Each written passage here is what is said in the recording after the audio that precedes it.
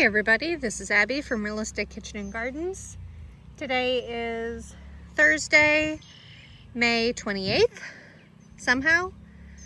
Almost already into July, and I don't even have everything in the ground yet, but we're getting there. Here's the update from my work in the garden this past week. I'm down to basically all flowers and herbs, except for the pumpkins. The pumpkins are going to go in, I'm going to say, as ground cover for the corn. So we have one stupid little plant of sorbet mixed violas, 2 sweet large leaf basil, 1 Mrs. Burns lemon basil, and all these are so tiny I have no idea if they'll survive. Although the dwarf Sahara zinnias will probably be fine. Zinnias are fairly hardy. And then, excuse me, this is the all of the, I apologize if I mispronounce this, but I believe it's agosht. It's a type of hyssop. It's in the same family as anise hyssop, but I got these specifically to flower. I still haven't decided what I'm going to do with these brassicas because it's so late. I mean, these were seeded February 18th. This is basically sprouting broccoli, aspa brock. So like if I wanted to do a fall crop of brassicas, which I do, you're supposed to seed them around now. So these are, they're so old. Anyway, Janona pumpkins, they're obviously very mad about being in a pot. All the different thyme I have both French thyme and common English thyme, so the French thyme has plain under leaves and, well, I was going to say one of them has purple under the leaf, but I can't find that on any of them, so just kidding, never mind. All of the nasturtiums are going to be planted with the tomatoes as a little bit of a ground cover. This is Bonanza Mix Marigold. So these were in a seed snail and I uppotted them. I'm still trying to decide where to put them because they get decently large size no matter what it tells you, because it's trying to flower right now. You don't know what you're doing. You're too young. Basil I purchased. I still need to put these in, and these 2 different types of petunias. I have no idea what variety they are. And again, more flowers. So this is calendula, Pacific Beauty Mix, which is a dwarf variety, and all my snapdragons. The snapdragons are going to go with the peppers, and then this is Bonfire Red Salvia, which for some reason wants to flower, and I have 5 Blue Better Salvia. Those will also go in between peppers. Purchased plants, except these 2. Lavender.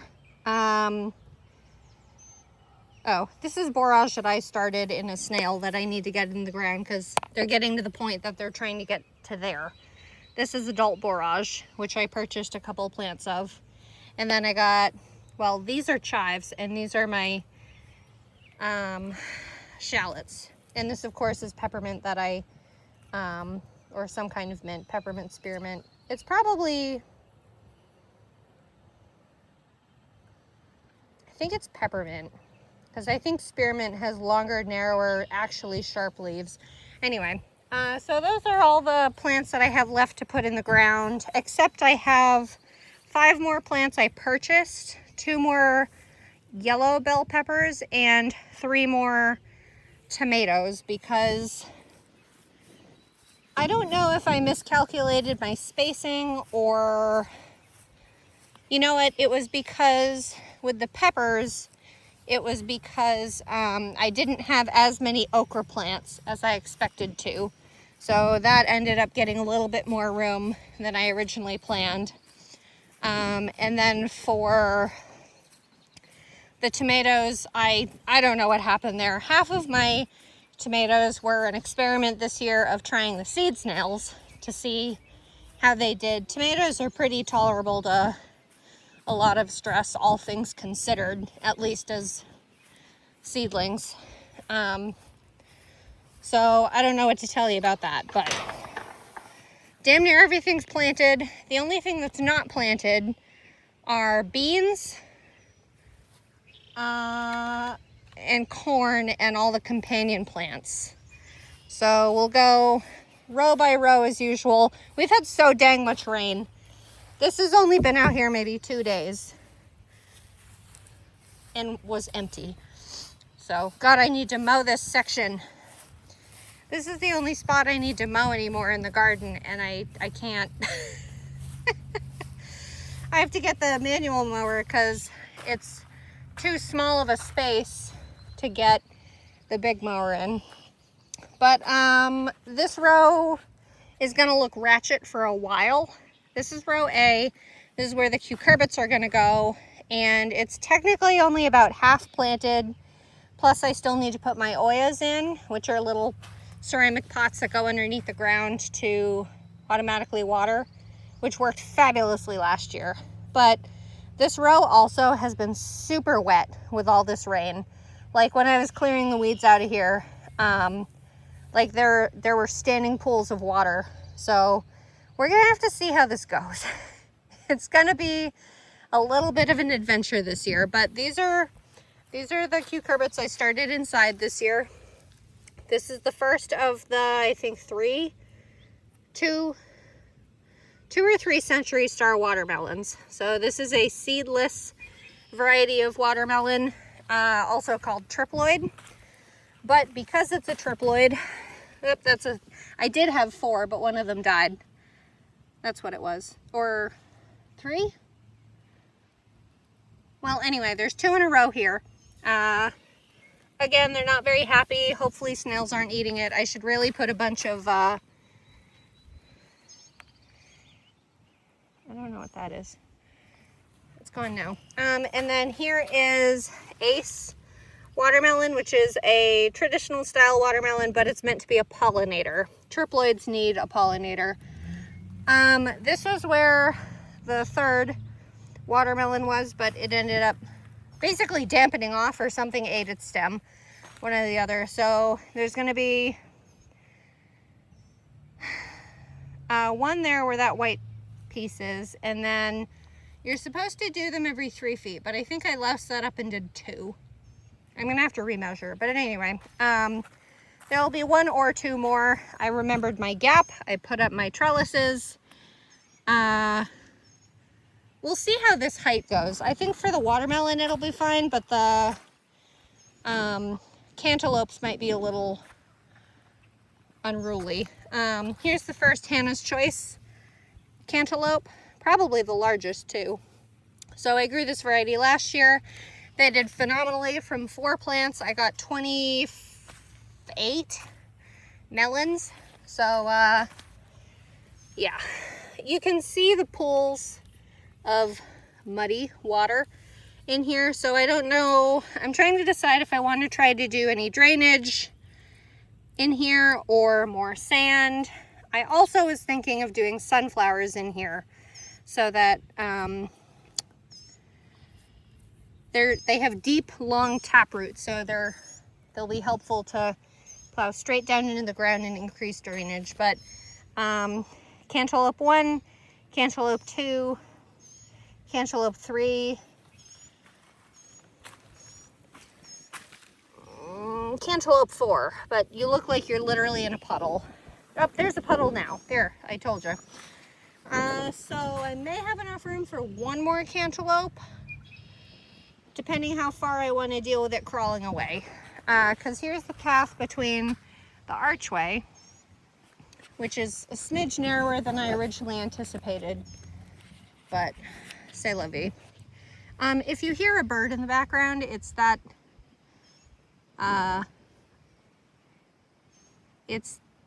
where is it on screen? There. It's a juvenile mockingbird, I think. I know there's been one hanging around in the garden because it's protected. The spacing got weird in here too. I'm usually a lot better about my spacing, so I don't know what's happened here. But here's a lavender. You know what? That'll be good.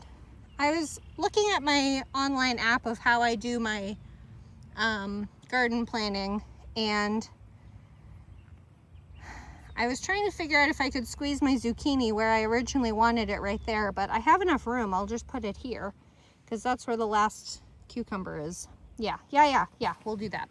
Anyway, because that's the entire last panel, which usually for these big cucurbits like Sarah's butternut, for example, I usually give them a whole panel to just let them go everywhere. And then 1, 2, 3, 4 Excelsior pickling cucumbers. Actually, there's 8 because every single seed germinated. So I'll trim whatever one is too weak to survive soon enough. Sarah's butternut squash. I'm only doing 1 because they're plenty prolific. And then I think I lost the other one. I think so. I think I lost the other one. I think it was right here. Well, the stem's still there, but there's supposed to be 2 cucamelons here. There's one, which also has 2 seeds to it. That's a viola, violet. And then here is Summer Dance, which I grew 2 of last year and got 150 pounds of fruit. And then there's Telegraph, which I grew once a couple years ago. And God, that was such a bad year. I think I got 1 fruit off it. Meanwhile, these beauties are right about head height. The top of those tendrils are right about head height for me, eye level. I need to pick because they're ready. I think if you had to ask me if I preferred snow peas, shelling peas, or sugar snap peas, I think I like snow peas best because you can use them in so many things. You can just straight up dip them in ranch, straight up crunch them, stir fry them, slice them and do a quick little marinade with them. You can do a lot with them. But anyway, this is Frito World Snow Pea from Territorial Seeds. I'm really enjoying this variety. They're nice and straight, most of them. There's one that curled over funny. But they're nice and straight, and they're growing a lot faster than I expected. Like, these are supposed to be...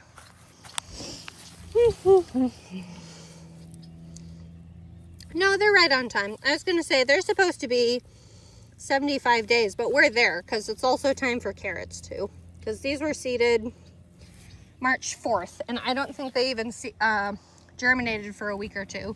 So they're nice and fast, which is nice. And the lowest one, this is the lowest one, right at my knee height. I don't have to bend, I don't have to kneel. So call it petty, but here we are. And then here's the one and only super sugar snap pea, which looks like it has its first baby pea coming along, couple of them.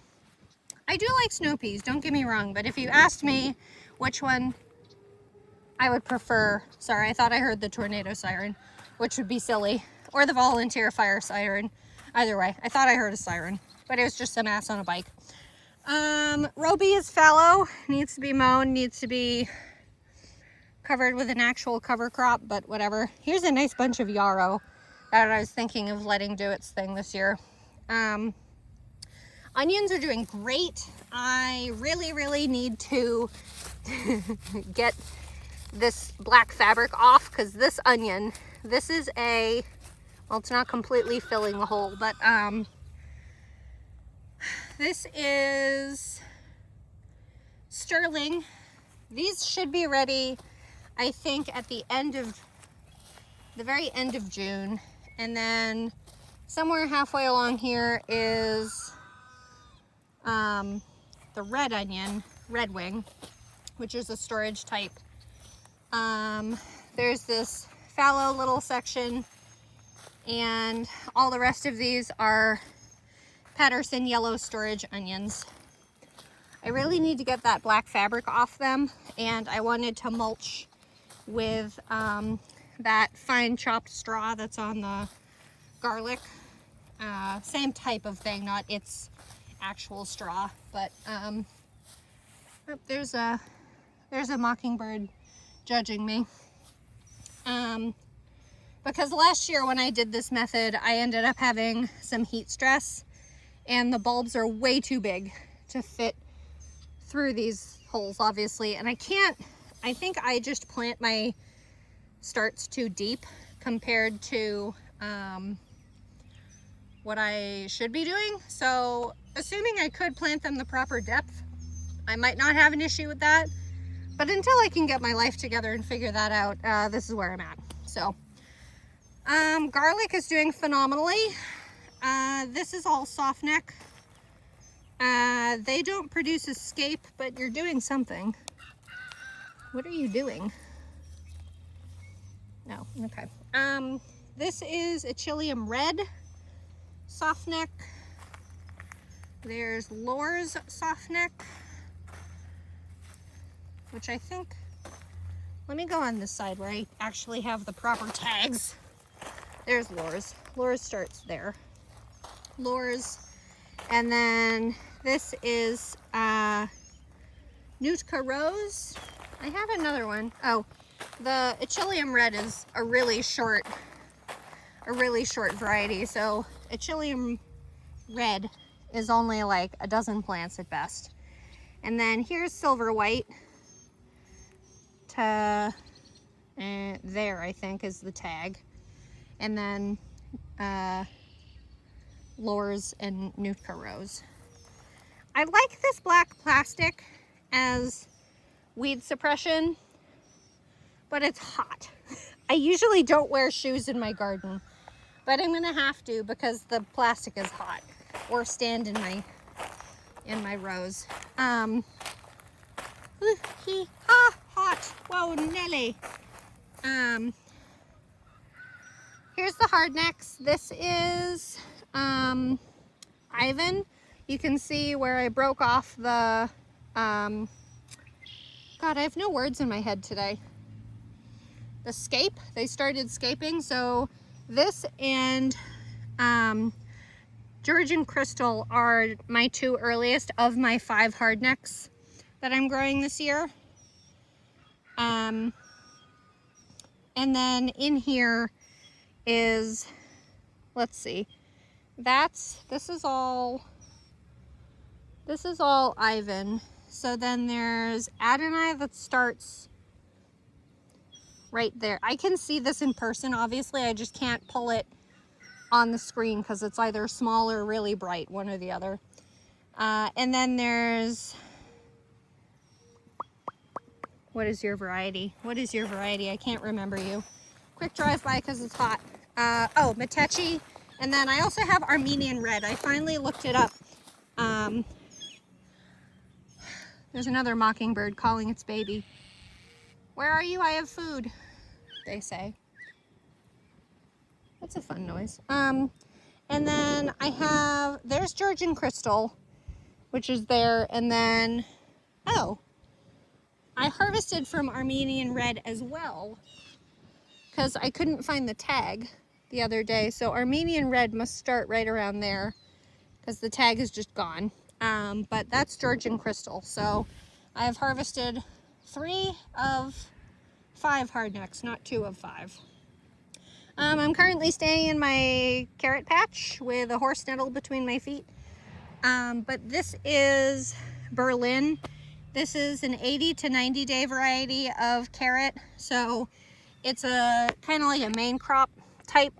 They're good size though, and you can actually see a shoulder on there already, so that's pretty good. Can only imagine what these are doing. Okay, brave Abby, brave. And then this, while I'm standing here, this is the row that's going to have the corn.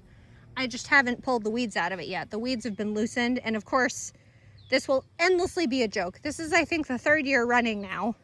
2nd? 3rd? I forget what year we're on, but there's a potato growing there. There's another one along here somewhere. in the same row. But if you're new here, a couple of years ago, I tried doing potatoes and I got diddly squat out of the row.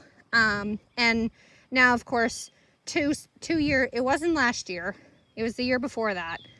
Now 2 years later, I'm still getting potatoes coming up randomly throughout because I keep missing little tiny tubers in there. And the tiniest little tuber can turn into a potato. But Berlin looks good. I hate standing here. Okay.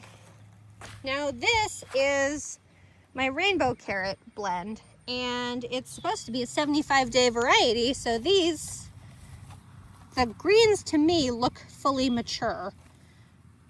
Let's see if we can find a decent shoulder. I feel a shoulder. Ooh, there's a purple one.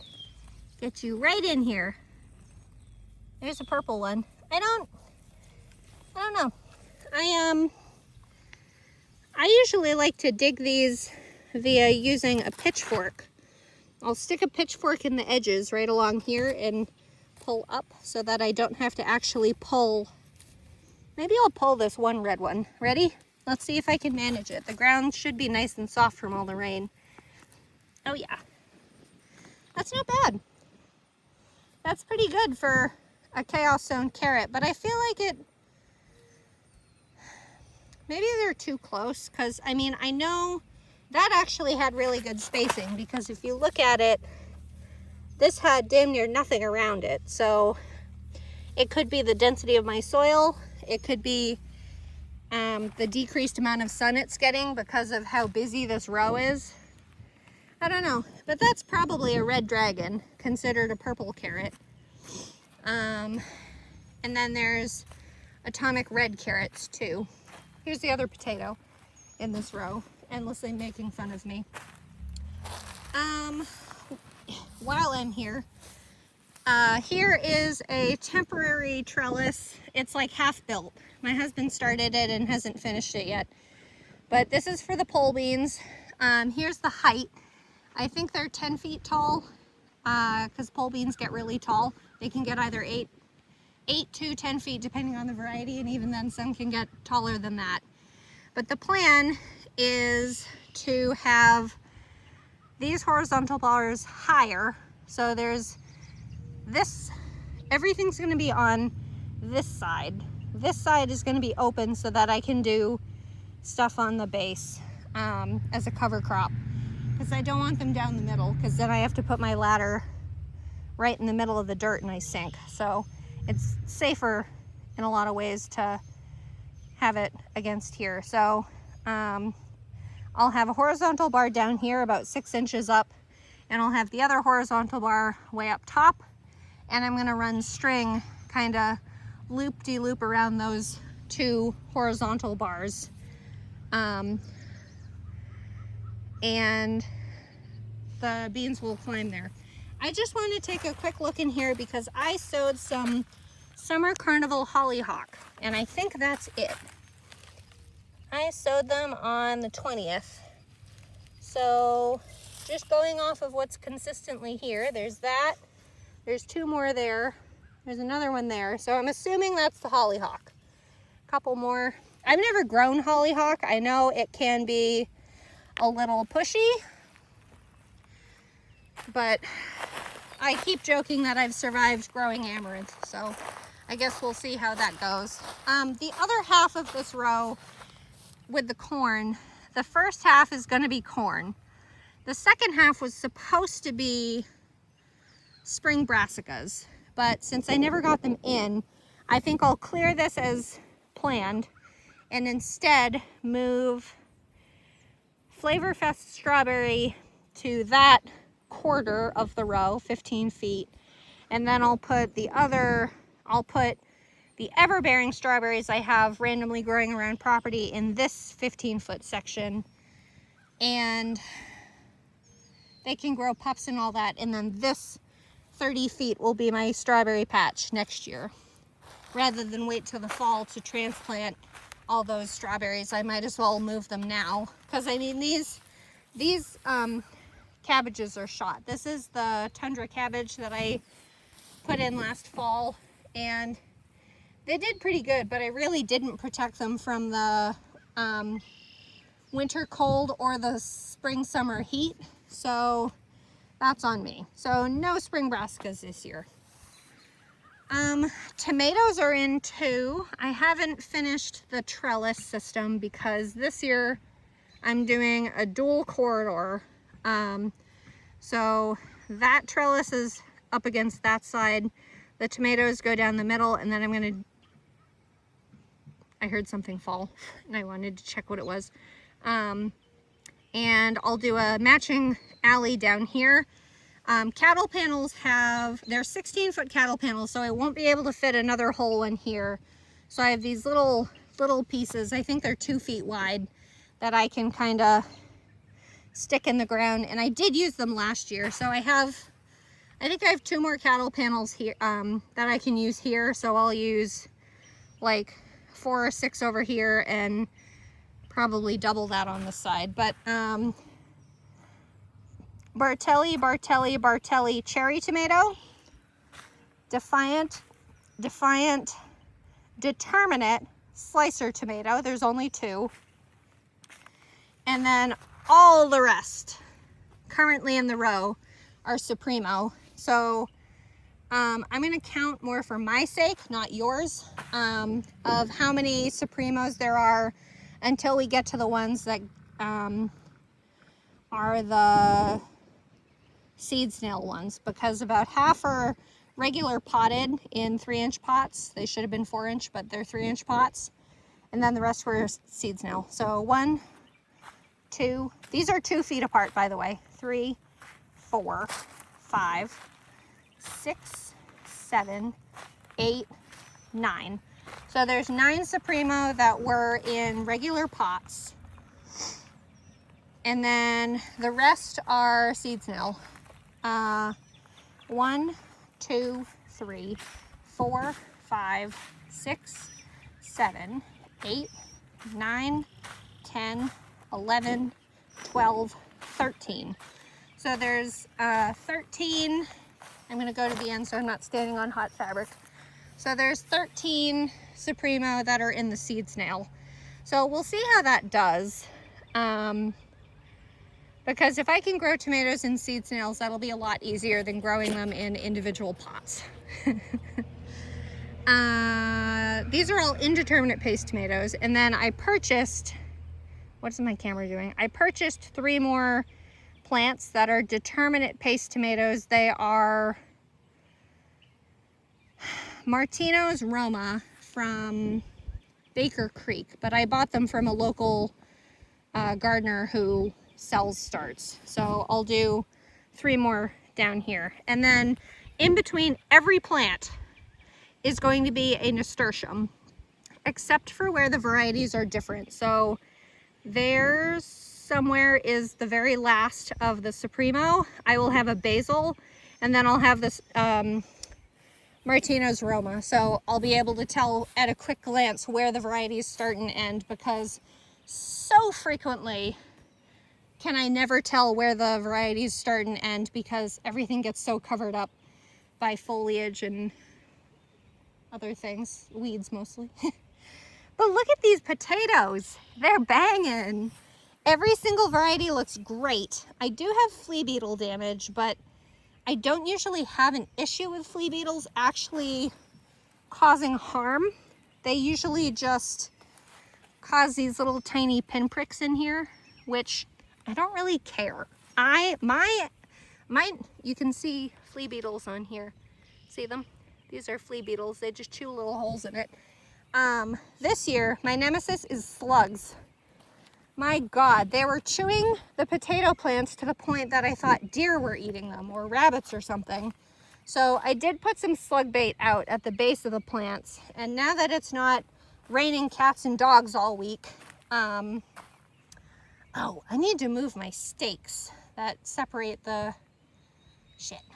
I'll do that in a second. I'm gonna do diatomaceous earth now that it's not raining cats and dogs, because DE takes care of both slugs and flea beetles.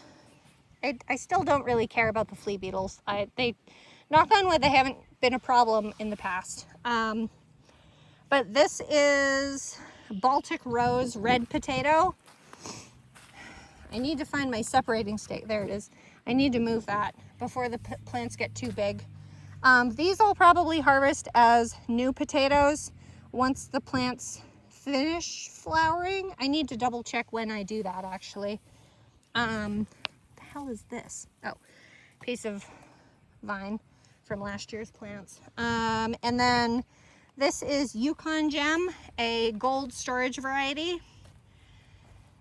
And then the last potato variety is, oh, you're starting to flower. Okay then, last to sprout, soonest to flower. That's a little ominous. This is Pomerelle Russet, which is, all of these varieties are new to me. So we'll see. The Russet, both the Russet and the Yukon Gem, I will harvest after the greens die off and brown, because it increases the actual potato tubers storage variety, or storage life, excuse me. So I think that's usually in July or August or so. Okay, 2 more rows, we're almost there. The videos are now going to start getting longer now that I have more and more plants in the ground. Okra. This is burgundy okra that I started from seed on April 1st. I wanted to try to get a little bit ahead rather than direct sowing like I did last year.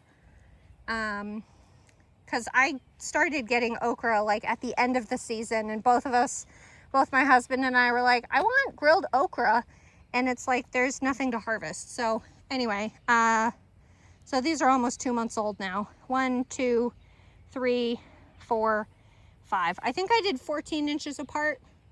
I'm gonna do California poppy as like a flowering ground cover for these guys. And then here is pumpkin on a stick, which is actually an eggplant. I've never grown eggplant before, so we'll see what happens.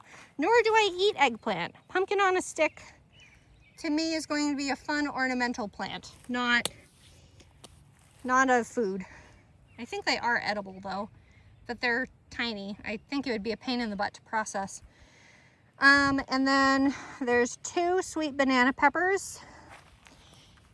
All of these plants are 2 feet apart as well, because last year I planted them, I think, a foot and a half apart, and I don't think it was enough space. Plus they got overshadowed by the okra last year, no doubt. So all of these are 2 feet apart, and I'm going to have a ton of different plants in front of them and behind them, and they're gonna have lots of friends. All of these from now on, until I mention, is, I'm trying to stand in the sand and it's still hot. All of these are now Giant Red 2 from Gurney's. They're flowering up a storm, which is great. I did use a tomato fertilizer this year, so the NPK on it, if you're familiar with NPK, is like 4-17-10 or something like that. I actually decided to do that fertilizer because my brassicas, that knobbly thing, I think was too high nitrogen. Last year I used a 10-10-10 NPK fertilizer, so we'll see how this does. Anyway, 1, 2, 3, 4, 5, 6, 7, green bean, 8, 9. 9. Oh, I got confused because I'm like, why is that tag there? Because it's a Giant Gurney's 2 red pepper. This was the row, if you followed last year, this was the row that I had my pole beans in, and 2/3 of it was Carmenat purple pole bean, and the other little section around here was Chinese yard-long beans, and I ended up tearing them out. I didn't like the taste of the beans, but I'm still finding I'm still finding green beans coming up, And I think it's funny as hell. Because of course they won't come up the year I want them. They'll come up the year following. So this is apparently my curse. If that's a curse, I'll take it. It's fine. That almost looks like, oh, that's probably a marigold, because I had the marigolds here last year at the foot of the, don't start weeding, Abby, you'll never leave. At the foot of the, there were peas here too, but at the foot of the yard long beans. So cool, free marigold, assuming it lives much longer. And then here is the one and only mega gold bell pepper I got. Now look at those plants, looking great, yeah? All things considered. Now look at this little thing. Stupid. The seeds are very expensive too, so I'm not really happy about how shitty this one plant is. And the peppers are supposed to be bigger than your hand. So we'll see how that does. That looks almost like another marigold, so we'll see. But I have these 2 tags in the ground. Hot, tired. Because that's where I'm going to put the 2 additional peppers I acquired. I ended up purchasing 2 more pepper plants. They are early sensation. They're an early variety of yellow sweet bell pepper. So we'll see how they do. And then here is all of the tango stock celery. I planted everything. I ended up just sticking them in. They're basically 6 inches apart that way and that way. It's probably more like 8 inches that way, but I don't care. I am trying to decide if I want to put Oyas in with these, because last year I know I harvested them too late. They started rotting. But I also think I might have gone a little too crazy with the Oyas last year. So we'll see how that goes. And then I think it's red and pink dahlias, and I'm excited. They're already flowering. I purchased these, or going to get ready to flower. That one's working on a bud. The tags, of course, are on the other side. What does that say? Giant red. So this one is the red one, and that's the pink one. They are dinner plate dahlias. This is the first time I'm ever growing dahlias, and I feel like I cheated because I ended up buying them like about this size. So the pink one's definitely getting ready to open, and I'm so pumped. I love flowers. Here's the rhubarb I got, and here is the one and only surviving Flavor Fest strawberry, which it is already putting a runner out, which is great. This is basically what I want it to do. Strawberries are prolific spreaders. Even, oh, hi, there's a berry. Not anymore. I don't want this to produce fruit this year. I want it to produce as many pups as it can.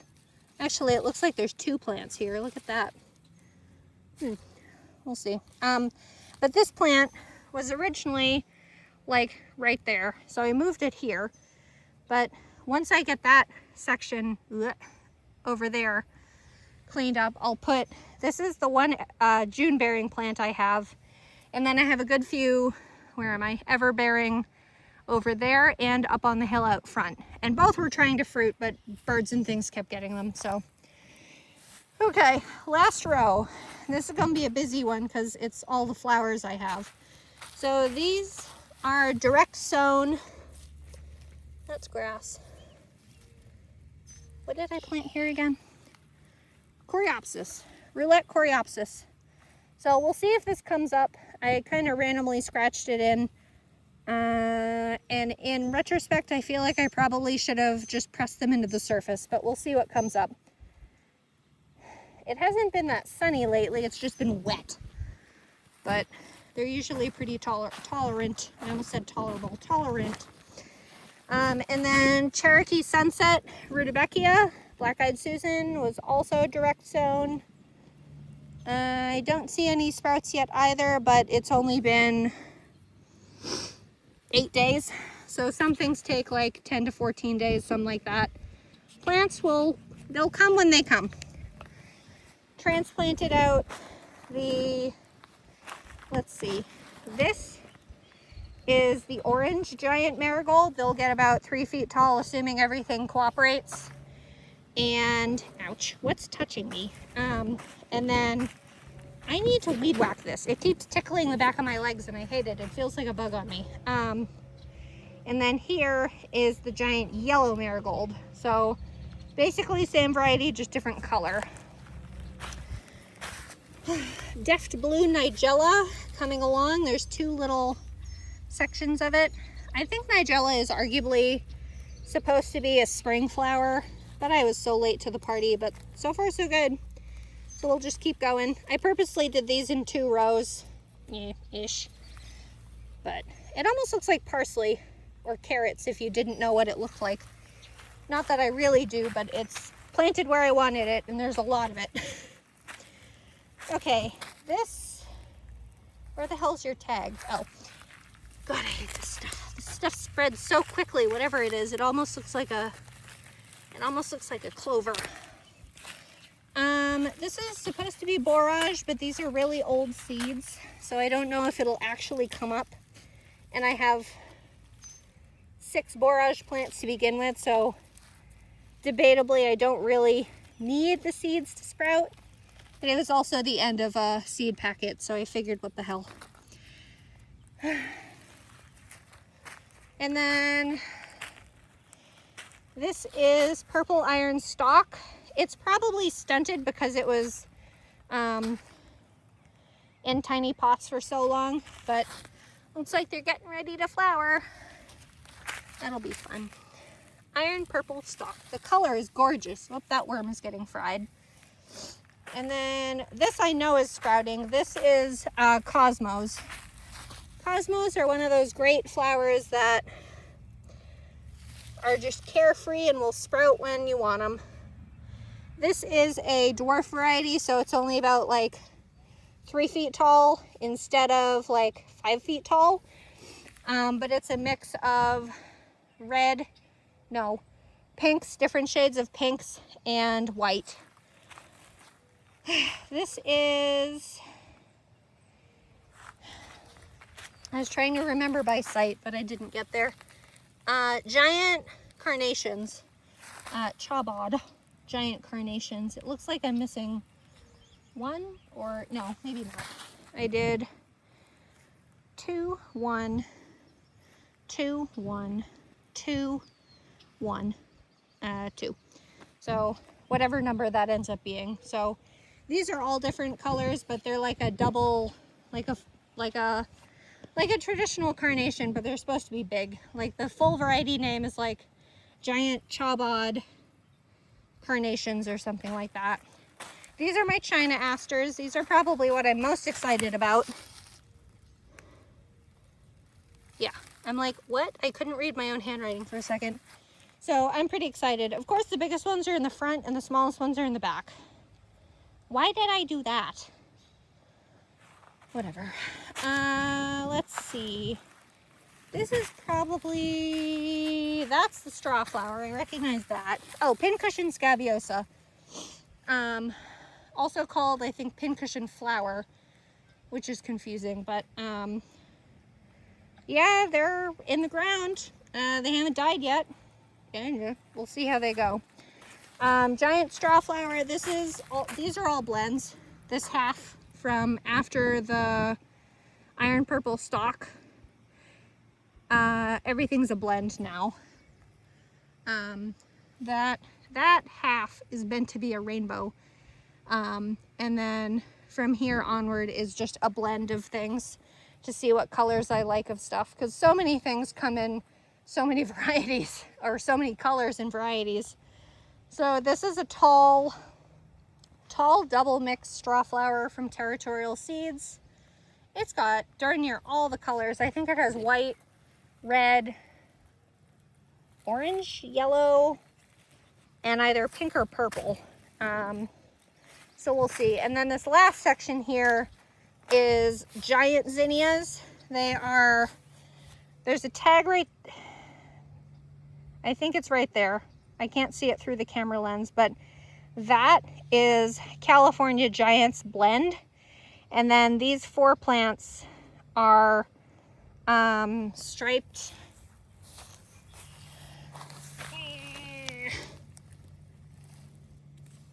Oh, shit. No, okay, I put it on the right-hand side. That's all giants. And then this is candy striped zinnia. I keep wanting to call them candy cane, but I think they're like they're either a white base with red stippling or red base with white stippling. So we'll see. But that's where we're at. Basically waiting for a couple of things to start sprouting.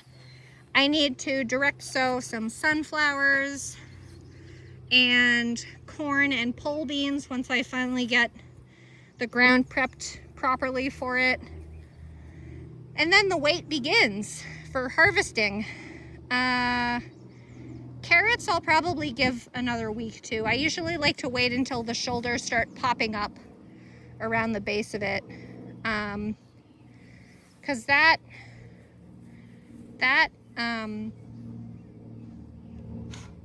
purple dragon or whatever it is that's in the blend, that looked a little small to me.